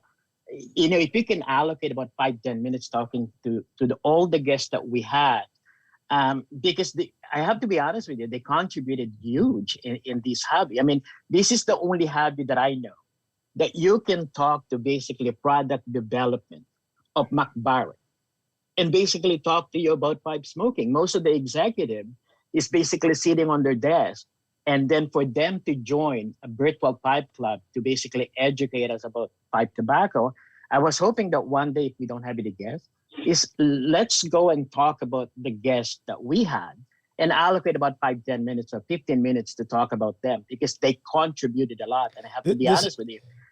Yeah. Miguel, that's a really fantastic idea. And I had been thinking similar lines, but this your thought really brings it all together. So we have the recordings of all of the past Pipe Club meetings with all these fabulous guests, and I was thinking about editing them down so that we had clips from the speakers themselves when they were in their prime moments. I'm sure we could get like 10 to 15 minutes out of every 2-hour recording. And then we could maybe pull up a clip or two of each of those guys and then chat about it amongst ourselves and what we got out of that. I really love your idea, Miguel, and maybe we can do a couple things with that. I mean, Tim, by the way, the answer to your question is not yet. I've been slammed at work, and I apologize for that. Thank you. I love listening to the old guests, and I even told that Tim actually one of the most gangster basically guests that we had is Steve Willett from LJ Peretti. I told Tim basically just the way that gentleman smoked a Sulu pipe and hanging out of his mouth, and basically can talk and you can understand every word that he said.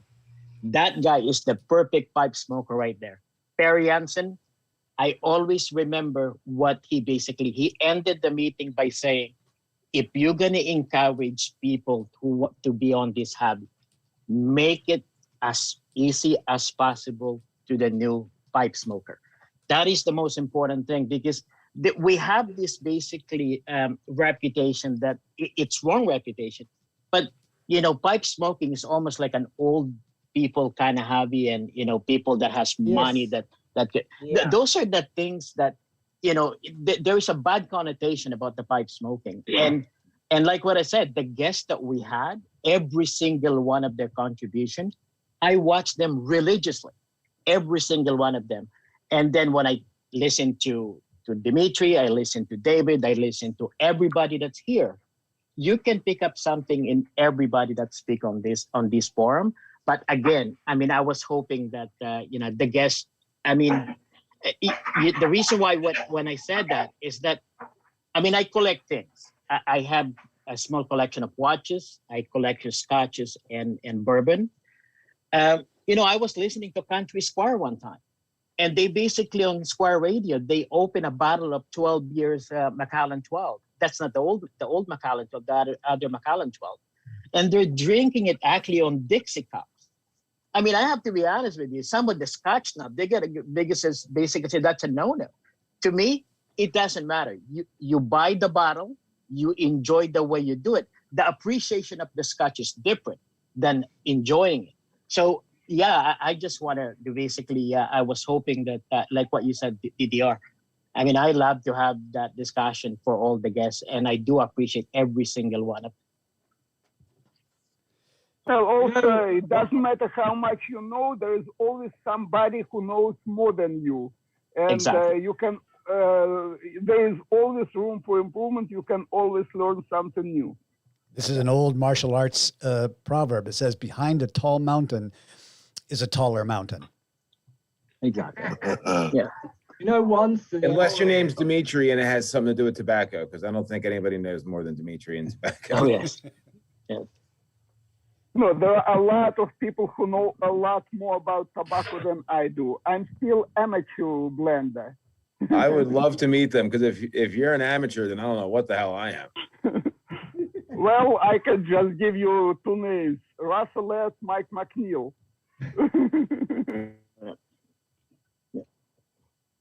Or Greg Peace. Well, those are real professionals. Like, you know, and thing is, creating new blend is relatively easy. You know what kind of flavor you want to get, and it's pretty easy to get that. But they manage to maintain same blend year after year, and that's really difficult. Yeah, that's very true. Think of the McBaron mixture. It's still on the market since 58. So that is a challenge. Well, let me pop in for just a quick second to say that we're heading towards the time when the time bell rings. Not yet. So don't, Ian, don't be going anywhere there. I have to pick on Ian. All right. And we do that every week because I want to make sure that all of the gentlemen and ladies who are here stay in good graces with their families, and they'll let them come back next week. A lot of guys in the club have been asking me about our upcoming guests. We don't have a schedule right now because I had to take a couple of weeks off. You know, that whole getting married thing that got in the way of scheduling guests. But my assistant at my work is actually helping me out now, so we're back on track. I did get an email from Shane Ireland over at SmokyPipes.com. He and I have an idea. I don't want to like give out the secret, let the cat out of the bag quite yet, but we've got something pretty cool planned. And so at the end of May or early June, we're going to have Shane coming back. That's the only thing that I can tell you for sure is happening right now. But now that Tim is on the case, I know that we'll get another schedule of speakers coming up really soon. So in the last 15 minutes or so, any new tobaccos that anybody has just discovered that you want to crow about? Yes, I'm smoking. Well, I got that big order from Estervel's HU tobaccos. I'm smoking Director's Cut, which is amazing. Louisiana Broken Flake, which Jurgen had suggested, is really good. But I really wish there was somewhere in the States to get HU tobaccos, because Hans Wiedermann, every blend, 5 or 6 of them that I've tried so far have been amazing. He's a master blender. He has no bad blends. He knows the game. He's fantastic. I totally agree. It's unbelievable. Yeah. I mean, and I've tried almost every tobacco, and these are all like so new to me. It's all top notch, and they're always in nuances. He's not putting anything heavy in a certain direction. They are all brilliantly balanced in a certain direction. I just love his stuff. Yeah, like the other one that I tried is called Tillerman, which is a Virginia flake with like some cocoa flavoring, but it's so like subtle. It's not overpowering. It's like you taste the Virginias and then you get this amazing like slight chocolate flavor in the background. It's just so good. Absolutely the same with his Green Gold, for example, where he has this slight bergamot aroma. It's just brilliant. I like the White Horses and the Dock Workers. Those are the Director's Cut is very unique tobacco. That's a mixture of coins with a ribbon. You can actually adjust it to put more coins or more ribbon, and you get different flavor. And overall, it's just amazing tobacco. It's crazy. So I've never had so there's little coin cuts, there's broken flakes, there's ribbons, it's a hodgepodge, but it all works just amazingly. And it's amazing. Well, I think it's too early for me to ask this question, but anyone has any information of this latest version of the plum pudding that was released yesterday by Seattle Pipe Club? Has anyone got any information? I mean, is it worth going in for stocking, or I don't think anybody would have tried it by now if it has been released only yesterday, but any information on that? I will let you know. Went to my tobacco shop and they get 2 of them already for sale last Thursday. I think the 28th is when they sold it. So they are available. Yeah, they are available, but any information on how good or how is it worth going in stocking, or has anyone got any information on that? Well, don't have any particular information, but from my experience with the Seattle Pipe Club blend, they are all very high quality tobaccos and definitely worth trying.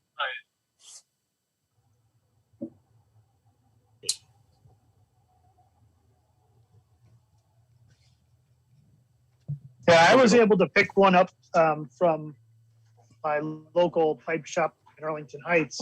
I haven't tried it yet. I'll probably pick up a couple more tins of it so I can sell her some and give the rest a test drive. It's so funny, Tim.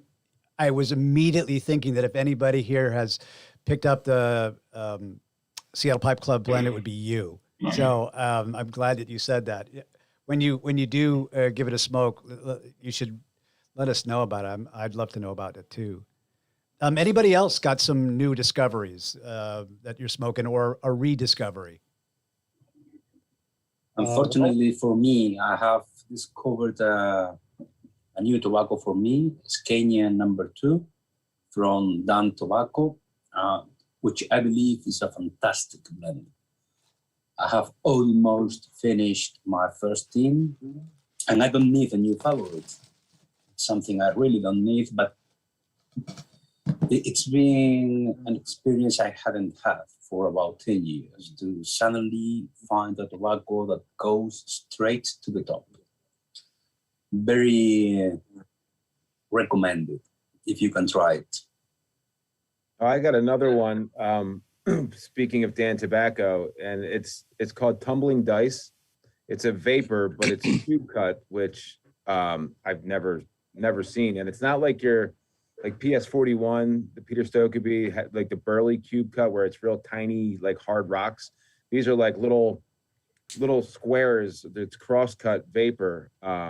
It's really, really, really good, and it's very unique. The Escanian and the Tumbling Dice are very good vapor blends from DTM. The Escanian came out, it's a line which was created by the founder of the company, Heiko Behrens, and it's his own blend. He had 4 at the beginning. It came on the market in 2011, and it's his favorite blend. And they had now 2. Number 1 and number 2. That's the selling one. The other 2 were with Latakia. They went out of the market due to the latest regulation of the TDP2.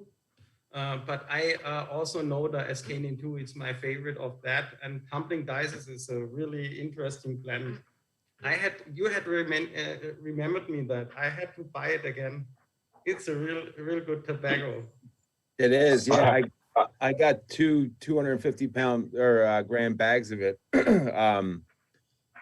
There's Toking Tommy, who's a YouTuber. He was one of his favorite blends. And when I was doing my Esterville's order, I was just looking for Dan Tobacco blends and HU blends to just I got that kind of on a whim, and it's been one of my favorite ones so far. It's such a unique. You can pack it and it smokes forever because it's it's that cube cut.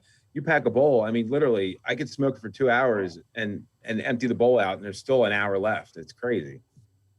I have an open tin. If you take a giant, you can smoke the whole day. Well, the one that I recently tried for the first time is the Treasure of Ireland series Limerick. It's a beautiful vapor from Dan Tobacco. And I got it recently for the first time, and I loved every ounce of it. And it's a beautiful vapor. You can smoke the whole day. What's it called again, Ramachandran? Treasure Island series Limerick. Dan Tobacco Limerick. Really good one. I've been trying, I just picked up Utera's Royal Vintage. It's a sweet Cavendish. It's an aromatic, but it's like air. It is the lightest tobacco I've ever had. It's got a very, very light, room note, but again, this is you can pack this up and smoke all day long. It's like air. It's also a good mixer. Mix it in with other tobaccos. I just picked up, thanks to David Martinez, this Peter Heinrich's Special Curly. Really good tobacco. Comes in these really neat little coins. That is an excellent tobacco. Yeah, very good Virginia with a little bit of excellent honey flavor in it. Just a great tobacco. Yeah, and the coins are so small. Yeah, it's easy to work. I love about those tins and all the, a lot of the HU, those German tins, the kind of paint can style, you can keep. I mean, I have the Peter Heinrich's, the golden sliced or the long, whatever it is. It's like Orlick, and I've kept it in there for a couple of years, and it's still perfect moisture content. I mean, you can keep them in long term. Even when you get them, there's no seal on them. It's just the top that's just snapped on. It's the perfect tobacco storage. For years and years, the English had the big monopoly on the prime tobaccos, but the little bit I've had of this German stuff, I tell you, it's really good stuff. Way better than American tobaccos. I got a couple ones I can recommend you guys. Like, I know Mike mentioned now, like in the kind of the cats. Have you tried Pennington Gap from Cornell and Deal? Oh yeah, I've tried it once. Okay. Fabulous. That one, it doesn't have Virginia, but it has like a cube tobacco, like a natty Kentucky Burley. It has a touch of Perique, and it has a little touch of bourbon. That one, as soon as you light it and pack perfectly, it goes all the way. And I think that tobacco is underrated. That's one of the things I recommend you. It's not a vapor, but it's Burley instead. But it's kind of natty Kentucky. And one I discovered years ago, luckily, in the typical tobacco shop where they have pipes for weed and cigarettes and everything, I tried the Sadleaf Bosphorus cruise. That one is discontinued, but there is a couple of places where you can find it. It's a huge Balkan. If you like Odyssey, for instance, that everybody knows, that's another one I really recommend if you guys can get in. Sometimes it used to be $6.50, $7. So if you go and dig in all these like tobacco shops that are not pipe related or cigar related only, you can find that one, even though of course it's been discontinued. And I get in touch with a guy in, I think in Michigan, who got so many at his tobacco shop. I think he posted on the virtual Facebook. I get in contact with him and I got 4 of them. Hard to find, but it's a great tobacco. Yeah, I want to also say something about HU tobaccos. The majority of tobaccos you can find is Virginia, Virginia from North America and Africa. HU uses Virginia mostly from India and Philippines, which is actually different, has different flavor. It's actually more flavorful than most North American Virginias. It's more comparable to African Virginias, and they also use some Brazilian Virginia, which is also really, really good. So that reminds, one of the other ones that I got was Haymaker from HU. It's supposedly just 2 Virginias from, like you said, I think Indonesia and from Africa. It's the most unique taste I've ever had. Yeah, almost tastes like Haymaker is amazing. Yeah. it almost tastes like it's like a latakia, like it's like a smoky type of flavor to it, but it's unbelievable. It's very unique. Yeah, it's more flavorful than North American Virginias. Here's a quick question for you guys. So Yeah. I have. Go Go ahead, Tim. So I recently was enjoying some Cabby's mix, or the Cabby mixture. And okay, so when I opened the tin, it was a little dry, and it kind of dried out. And the bizarrest thing ever happened. I put it in a jar, put it in, just a standard mason jar, sealed. The seal's fine. I opened it up just the other day, and this stuff is damp. Like I put it in dry, and now it's like, and I smoke some pretty heavy aromatics that are so damp they stain my tins. Okay, it is damp. I don't know has that ever happened to you guys? Well, maybe it was just a high humidity when you sealed it in a jar, and the tobacco just absorbed moisture from the air. I got it back in January. So humidity in Chicago in January is 0. Yeah, there is no humidity in Chicago in January. Yeah, that's really, really strange. Yeah, thank you for sharing that, because they actually offered that Cabby's mixture last week at Four Noggins. And I put it on the Facebook page, and I ordered 3 tins of them. And I used to smoke a lot of those. And then I think I posted it one time. I came back the next day. It's all gone. The sample guy with Cabby's mixture. So I have 3 tins coming in. So so thank you for telling me. I'm not going to put it in a jar. I'm just going to leave it on a tin. Yeah, because the Gawith blends, I have right here. I have the 2015, 2014 limited editions.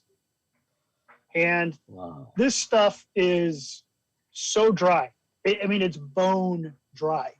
And I was talking to Chuck Levy up at Iwin Reese in the city, and he was saying that's kind of a lot of the Gawith blends are super dry, and they're some of their most popular mixes.